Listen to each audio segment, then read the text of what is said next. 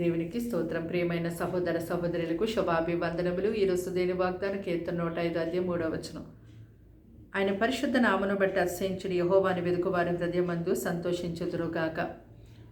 చూడండి, క్రీస్తును వెంబడిస్తున్నటువంటి ప్రతి ఒక్కరు కూడా ప్రతిరోజు దేవుని బట్టి ఎంతో సంతోషించేవారిగా ఉండాలి. అయితే మనకి ఎన్నో సమస్యలు ఉండొచ్చు, ఇబ్బందులు ఉండొచ్చు, ఇరుకులు ఉండొచ్చు, అనారోగ్య సమస్యలు ఉండొచ్చు, సాతాను పోరాటాలు ఎన్నో ఉండొచ్చు. వాటిని బట్టి మనము సంతోషంగా ఉండలేం. కానీ దేవుని యొక్క పరిశుద్ధ నామాన్ని బట్టి, ఆయనను బట్టి, ఆయన యొక్క వాక్యాన్ని బట్టి తప్పకుండా మనము సంతోషంగా ఉండగలుగుతాం.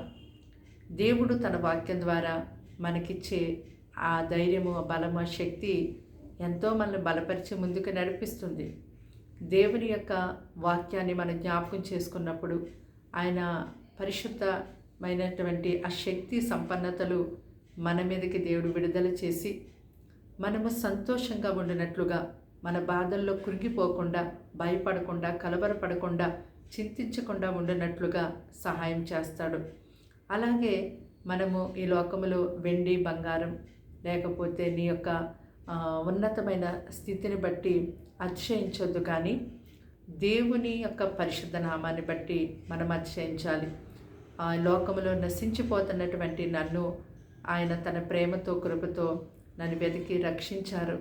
కాబట్టి ఆయన యొక్క పరిశుద్ధ నామానికి స్తోత్రములు అని చెప్పి మనం ప్రతిరోజు కూడా మనము ఆయన ప్రజలుగా ఉన్నందుకు ఎంతో సంతోషిస్తూ, ఆయన యొక్క నామాన్ని బట్టి అతిశయపడుతూ మన దేవుని మహిమపరిచే బిడ్డలుగా ఈ లోకమందు జీవించాలి.